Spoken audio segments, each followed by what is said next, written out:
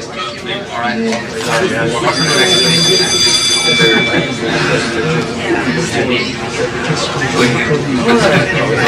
everyone can turn to the book of Leviticus, we will start in the first chapter. I was joking with Jeff, and I was joking with Craig, everybody a little bit before class. So I introduced the class. I was week 1. Jeff filled in for me last week. I'm here.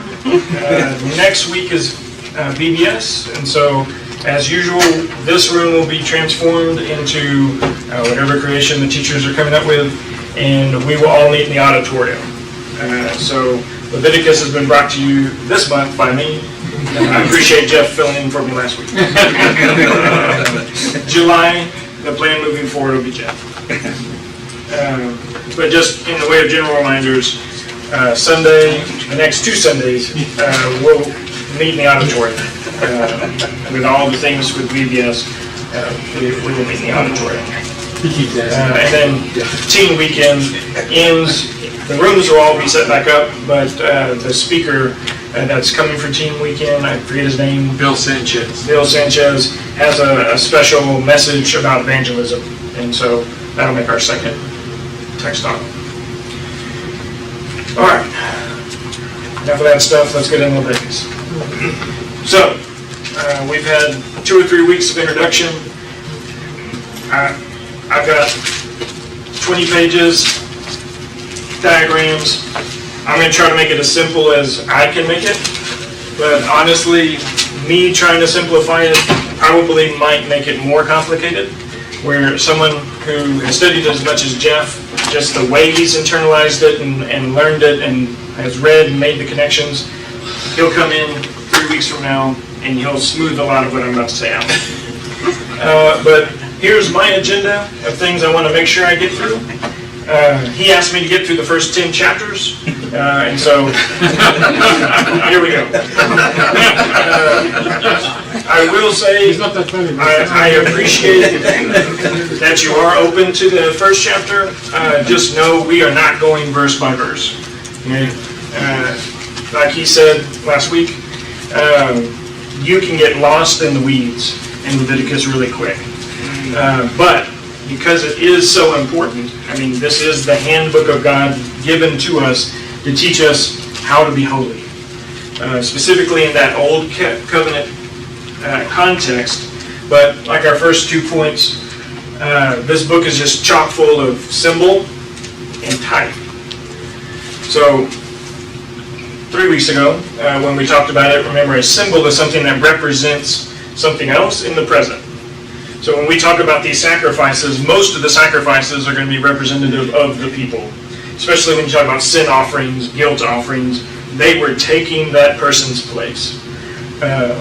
It was very interesting to me, we'll get into it later, the roles of the offerer and the role of the priest make this really clear, that this animal is a symbol. But they're also a type. A type points to something greater later on. So I could ask, we probably all answer in unison on the count of 3, Christ, right? He is the anti-type. So they all point forward to Christ. When we think about sacrifices as we read through Leviticus, your mind should be going back and forth to the New Testament. We're going to say numbers, we're going to say rituals, we're going to say these different things. It will remind us. We'll hear the echoes later on in the New Testament. We'll see it in our lives whenever we perform our rituals together, whenever we have our traditions as a congregation and personally when we go home. So before we move on from symbol and type, are there any questions about symbols and types? All right. Feel free to ask a question at any point. I am an elementary teacher. I am very good at redirecting people if they get off track. And I'm also good at, if someone just speaks out, I'll make it work. Okay? So don't feel like you have to raise your hand or anything like that. Substitution is really important when we talk specifically these first 10 chapters, when we talk about sacrifices. Sacrifices are a substitution. That should have been them on the altar. That should be us on the altar. But because of God's love, because He wanted a people, He had to provide a way to accommodate our humanity. There's only been one person that has ever done human life the way it was designed. And He's our Savior. Okay? When He was died, when He was killed, He didn't deserve the death He got. And so we could really go down that trail. And later on, if we have time, we'll circle back to Hebrews 10. But for the rest of us who are not the Son of God, the Messiah, we're going to make mistakes. And so these sacrifices are going to be substituted for them, and then Christ was willing to substitute Himself for us in the ultimate sacrifice.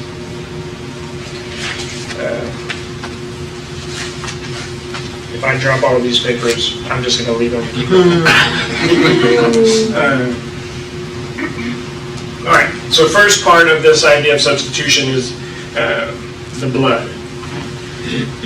The blood is something that visually we might think a lot when we think of sacrifices, but symbolically, typically, the blood was the important thing when it came to the sacrifice.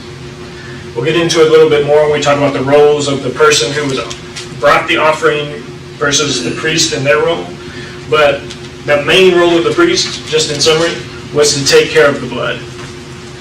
As the offerer was doing their part, and the blood was being drained, and the animal was being, quartered and pieced, the priest would have a bowl, a basin, and he would collect the blood. The blood belonged to God. So as the sacrifice was being carried out, and as the processes were happening, keep in mind that multiple priests were involved, and there was one priest. Sometimes, depending on the animal, at least one priest, and that their job was the blood. And so later on in Leviticus, outside of the scope we're talking about today, but Leviticus 17:11 says specifically, the life is in the blood. God is life. Jeff emphasized that a lot last week. So when he says, I am, and he calls himself Yahweh, he is life itself. And so the blood belonged to him. What verse was that again? Leviticus 17, verse 11.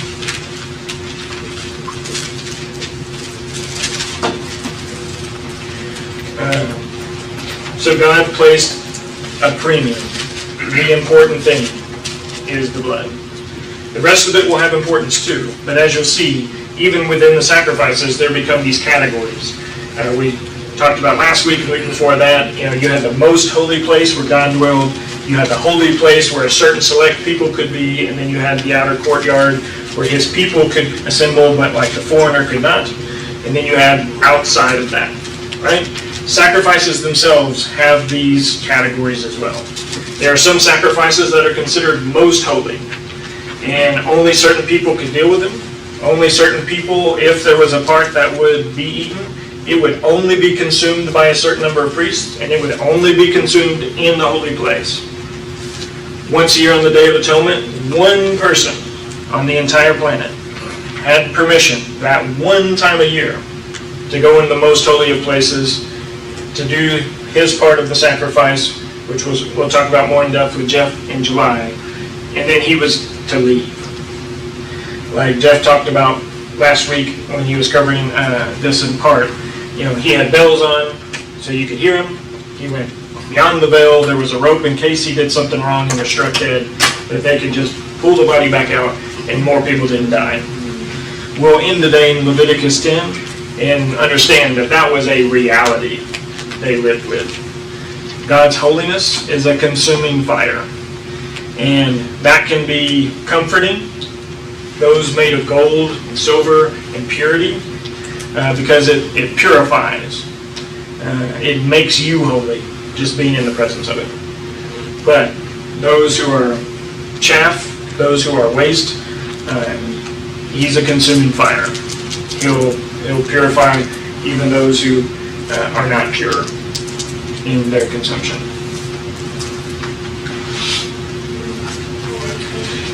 I mentioned atonement. So the idea of atonement is woven through a lot of the sacrifices. If you see me checking my phone a lot, I've got a 5-minute timer so I can stay on track. We talk about a specific day, the Day of Atonement, but just the idea of atonement itself is involved in all of the sacrifices. Atonement means to cover. And so in the Day of Atonement, there was the covering of sin, for the people themselves, and then you had the daily, you had priests having to offer for their own sins, you had the people bringing sacrifices for their sins. There was a constant atonement being made. And then, God be praised, thankfully Christ came, and you think about all the limitations that we'll just kind of move through in the book of Leviticus, have been removed. If I were to sin under this Old Testament, no matter where I lived, there was only one place I could go to do the sacrifice. And so if I needed atonement for my sin, it waited until I made the trip. Whether that was on the festival, they were required to come 3 times a year, or I just had to make a special trip. And so it was a big deal. I take for granted, and maybe you're the same, that I can go to God in prayer, and I can pray and have access to the blood. It wasn't that easy back then. Jeremy, I'm curious. They have to go to Jerusalem to atone, or can they go to another temple somewhere outside of Jerusalem? There was one temple. That was good. That was I know there are some smaller caveats to that Jeff, you can reserve that one for him. Okay. I know they had cities like the 6 cities of refuge, and there were priests that were scattered about. That there are some, like we'll get into the most holy of sacrifices versus kind of the lesser sacrifices that may have been able to perform this in a place that wasn't Jerusalem or the tabernacle at the time. But even before David, my understanding is the tabernacle could travel. They put it in Shiloh. But again, Jeff would be way more familiar with all that. I definitely got lost in the weeds a lot today. Navigating the weeds with a 5-year-old, I don't advise it. But we made it. So I hope I answered it to some justice. I will say sacrifice, especially the sin sacrifices, were some of those considered the more important. But it's also, whenever I was reading their understanding of sin, it's not necessarily like I stubbed my toe and I yelled something I shouldn't have yelled. Let me drag the bull up to Jerusalem. It was considered more, like I said, you had to make the trip. And so I think many viewed it as Day of Atonement sacrifices, or like I said, in a very special, like when Christ deals with vows, for example, that were tied to a lot of these. We make promises, we make picky promises, things like that. They considered vows a very important part of their life as well. So you might make a vow, like we talk about, I can't think of the king's name off the top of my head, who made the rash vow, Lord, give me victory, and I'll sacrifice the first thing that comes out the door, and his daughter runs out. Jephthah. Okay. If that's wrong, come see Bishop. And we call it a rash vow because he made it without thinking it all the way through. You'll see in Leviticus as you read through it, it was a big deal to God about our yes be yes, our no be no. Yeah. One thing, talking about the blood and the sacrifice and everything, I tend to go back to the garden where Adam and Eve sinned, and their shame and guilt is all upon them, and the sin and their curses are on them. And then God, it says in there, God made them clothing. He didn't speak it into existence. He got down with the proverbial hands and made it. I don't know if Adam and Eve witnessed this. I'd imagine they did, but the blood of animals was shed.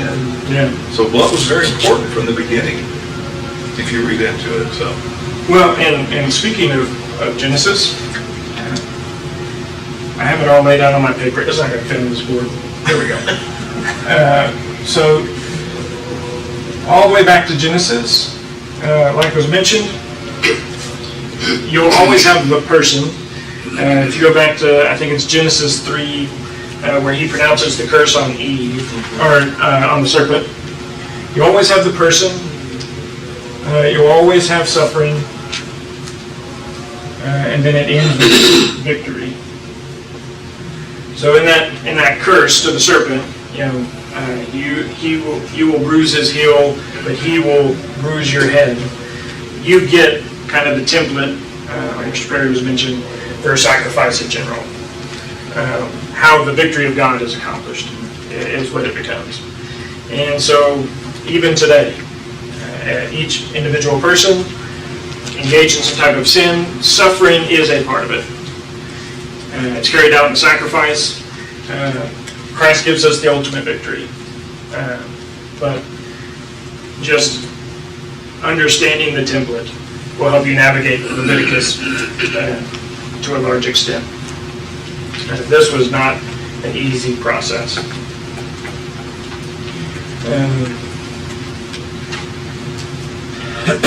All right. So, as you read through Leviticus, and hopefully you've begun, you've got chapters 1 through 7, which gives you the general template of the sacrifices. You're going to have 5 categories. So chapter 1 deals with the burnt offerings. And depending on your version, and particularly it being referred to as a meat offering, threw me off a lot in my study.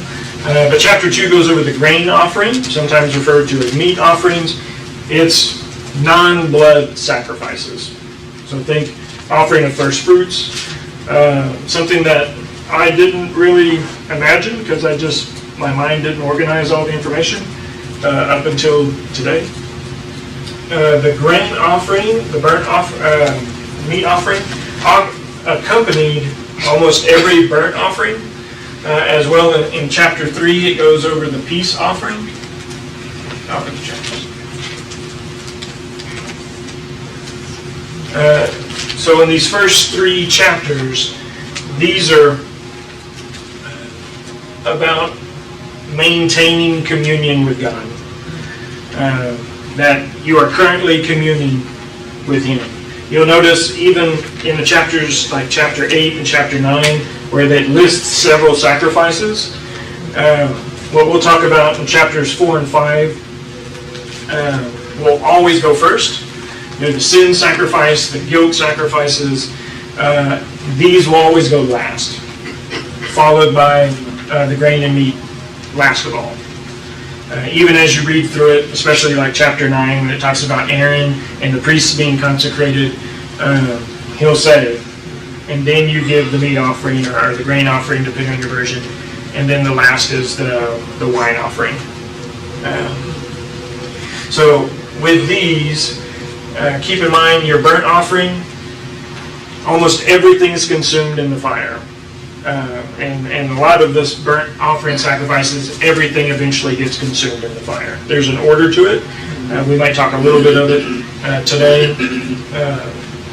But the burnt offering, you put it on the altar, the priest puts it on the altar, it gets consumed in the fire.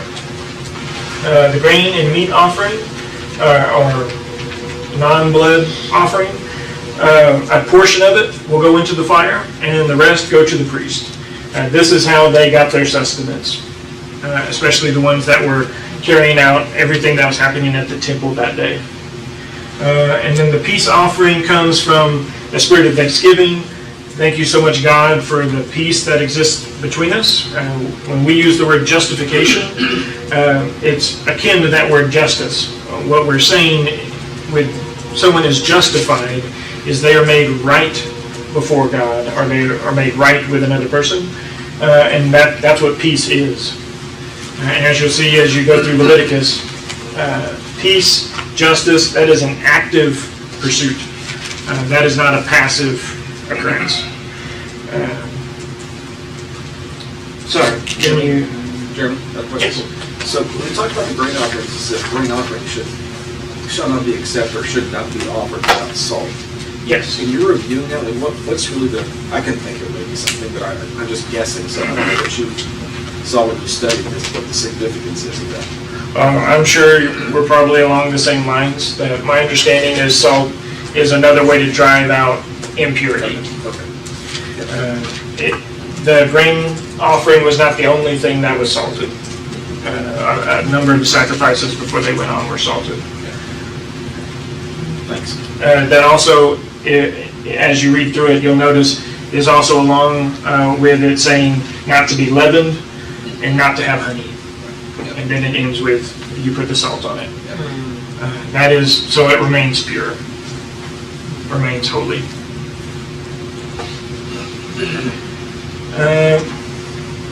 All right, so then you've got sin offering. I may have numbered that wrong.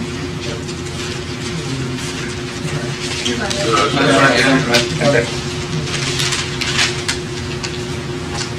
Okay. I just extended it too far.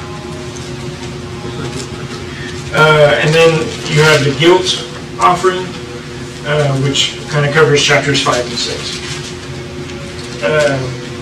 Just a general introduction of those. Both of these are considered more sin happened, but you did not actively go out wanting to sin.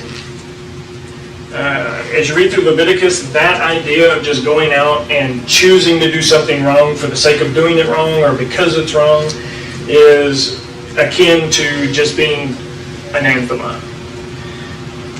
Whenever Hebrews 10 talks about it is a fearful thing to fall into the hands of the living God, that's what it's talking about.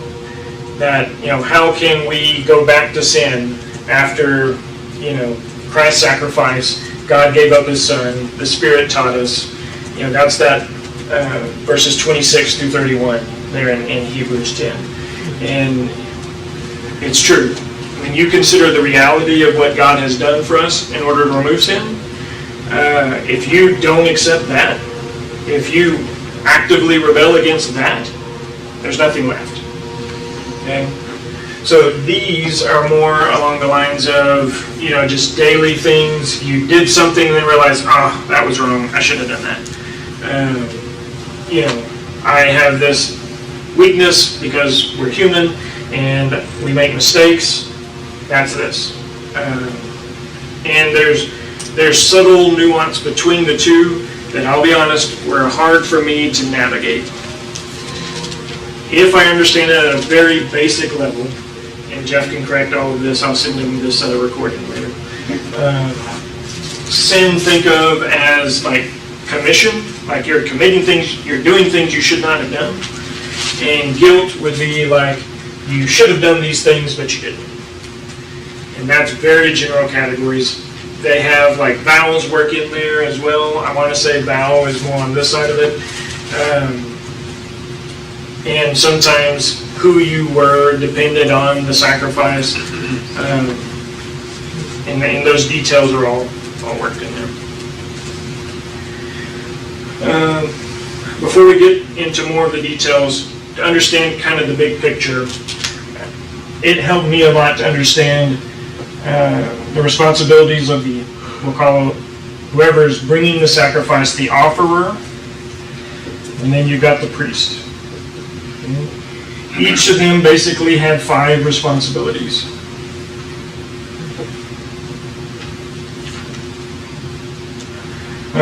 And it's hard to follow the pronouns as you read, but I know particularly in the first chapter, when it says he, it's talking about the offerer.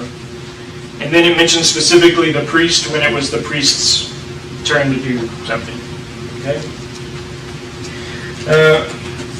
So the first thing the offerer was going to do was lay hands on the sacrifice. This was not what I've always imagined. Like when we appoint elders, they lay hands on the elders to appoint them to their office. Sometimes it's just symbolically. We just say, you're an elder now. But I have seen others, like you lay your hand on them, maybe it's on their head, maybe it's on their shoulder, and you're putting them to the charge. That's not this laying on of hands. Like, if this, you can see this, if this is the sacrifice, some people argue whether it's one hand or two hands, but you are putting your body, all your weight, on that sacrifice. That idea of it being a symbol is carried out in the laying on of hands. They are literally carrying the weight of you and your choices. Okay? So when it says that they laid hands and they did this or that, keep that in front of your mind. And then it was the offerer that slayed the animal. With one exception, that being the birds. Again, because the blood was so important, the offerer slayed the ox, the ram, the sheep, the goat, and the priest was there to catch it. But in the case of birds, they're so small, as he details what the priest does most of what the bird has, because he wrings their neck, he pulls it apart, and the blood is there, if that makes sense. If you brought it, you're also going to skin it. You're going to cut it up, and you're going to wash everything on the inside. Nothing just goes straight from the animal onto the fire. We're not hacking this to pieces and chucking it up. That's the East Texan way of throwing things. You just chuck it, right? Barbecue, you just chuck that brisket up there, right? So the offerer is very involved in what is going on. When you think about the animals being sacrificed, and it looks better on my paper. You've got certain animals, like you've got oxen, you've got sheep, you've got goats, which are the big categories of the four-footed, and then you've got the birds, which it mentions the turtle dove and the pigeon. Just, again, because we're creating this visual where we're building the narrative in our mind, just for the oxen sacrifice, there was probably a minimum of 24 priests involved with what was going on. Okay? With the sheep and the goats, there was probably 8. And then you think the smaller ones, there was 3. That wasn't just solely for that sacrifice. You got to throw in there, especially in the event of a peace or a burnt offering, the grain and the wine offering in there as well. When you go through this, it kind of dawns on me how much the people needed to know and understand what was going on. And it was, like you said, it wasn't ritualistic. There was something to everything. So when he says in the minor prophecy, says my people are destroyed for lack of understanding, you can see what that means, because they weren't doing it right. And it could have happened at a lot of different levels. We got all of this. I didn't even get into some of the weeds that I got here. I took out like 50% of it, because I was like, I don't even have the time to get through all that. When you read through and you read the sprinkling, there's a lot to do about the direction. So you've got north, east, south, and west. Kind of the more holy sacrifices always came from the north. Either in the way they were facing, or the way you literally entered into the tabernacle area. The less holy came in through the south or the east. Now, there's not an east entrance, and so you would have entered from the south, but as far as like the sprinkling and the way you're facing with some of this, you could face the east and you can face the south.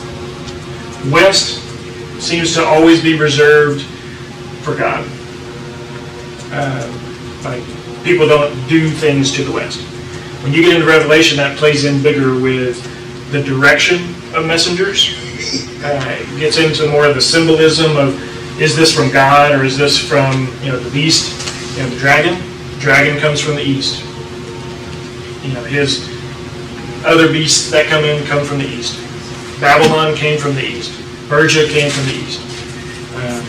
And then symbolism was tied before you get into the west with the Greek system. But God comes from the west.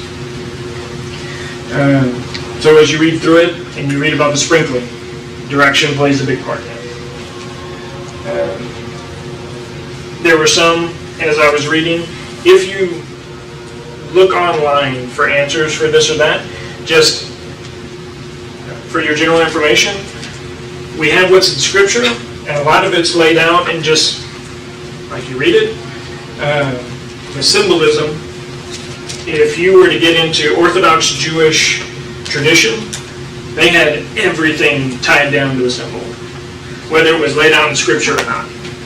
So when we talk about the Pharisees and they created the hedge, Christ mentions around the word, that's what that was. And when it talks about he was sprinkling and he started on the southeast side and then he worked up to the northwest side and things like that, the Orthodox Jew, there was the path, there was the symbolism. They said specific prayers with specific words. They had this down to the letter. So when Jeff mentioned last week that for the Jew, holiness was serious business, it was very serious business. And I know the 10th chapter is really important, so I'm going to make sure I get to that. Because it makes that point. All right.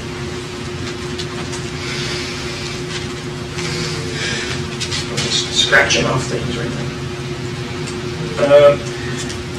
As you read through all these, there is important detail.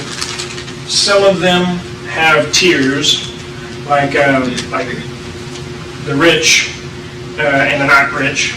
And even within that rich category, with the different animals, oxen was reserved for the really important or the really rich, or the Day of Atonement, the big things. These were more economical, or even in some extent reserved for certain things.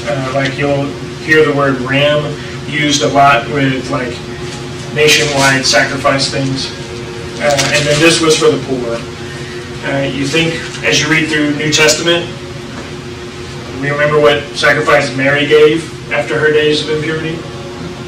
She gave a turtle dove, right?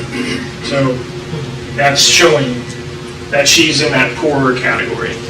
That's where Christ was born. Does she also get rain as well? Probably. Like I said, it goes with all of those. Off the top of my head, I can't remember. Said or not said, it was most likely. Isn't this why when we look at the kings and they started to convince the people that they could worship other places and do things? This is why this is important, because they were not supposed to be worshiping under trees and all of that and listening to other people. And that's where the disobedience came in. Yeah, God spells all of this out. He has very important reasons for all of it. And so any deviation, whether it be who it's directed to, God took very seriously. And so when the kings started improvising or adding, we'll worship God in Jerusalem at the temple, but you can worship Baal under that tree over there, to God it was a big deal. When Ezekiel is shown why they were being destroyed by Babylon, he's carried to the temple, and he's shown how they're sacrificing the idols in the temple grounds. So to Ezekiel, a priest, that was big. Like, oh, we got that far. Got it. When we think about our worship, that's the takeaway for me, is if God is this concerned about the details, then he's the same God He has the same ability to tell me what he wants. And I have the same obligation as the Jews did then to make sure I'm giving him what he wants. Because if I choose to just deviate, I may not be struck dead in the moment, like Leviticus 10, but I could pay the ultimate sacrifice because I chose to go AWOL. All right, talk about that. I've deviated so far from this. So let's get to chapters 8, 9, and 10.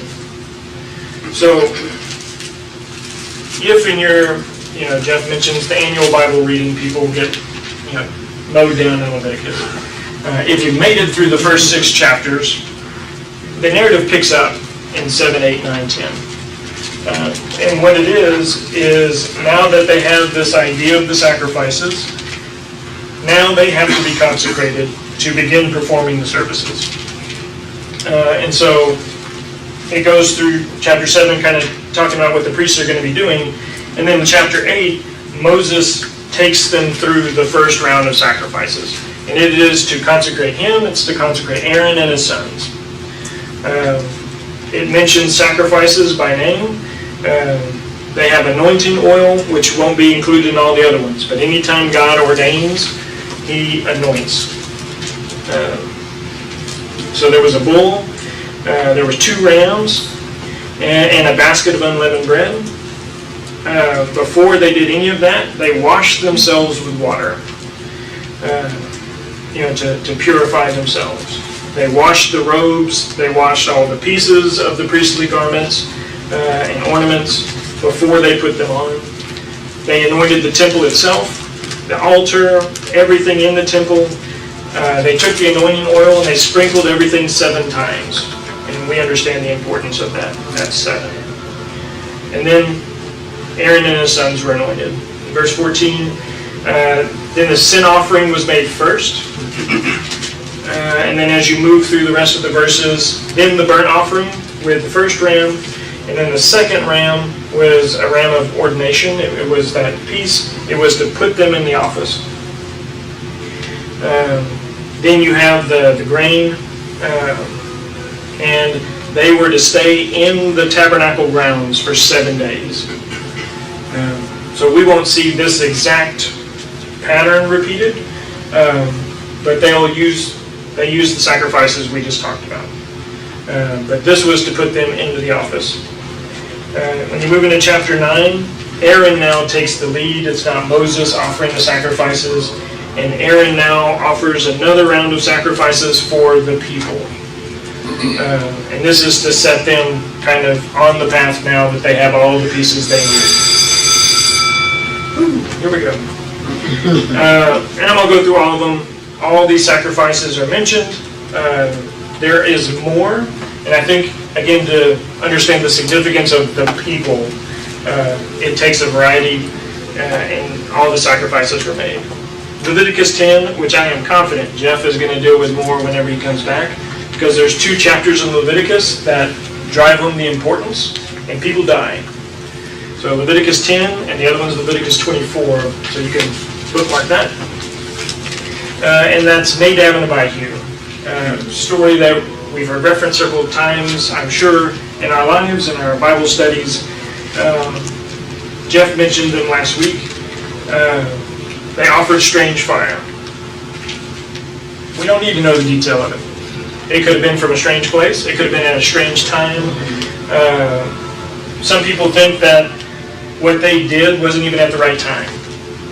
When he gets in the end of the chapter, God emphasizes not being drunk. And so tradition holds that they might have even been drunk at the time that they did this. But what was important was they violated these commandments that God gave them, and they paid the ultimate price for it. When it says, our God is a consuming fire, the fire came out and consumed Nadab and Abihu in the exact same ways, the exact same language that the first altar sacrifice that they put, it says that the fire of the Lord consumed, came out of the altar and consumed it. Nadab and Abihu were consumed in the same way, just not in the same place. They were in a different part, offering in a different place. And you get the end of that chapter where Moses seems to be confused. Why is this offering gone and this one's not? Some people think it's because the order was thrown off, that they did what they did at an unapproved time as well. So they just got it all wrong, and they paid the price. We could spend a lot more time on all of this. I appreciate everyone's attention. If you got questions, I'll give you Jeff's email. Take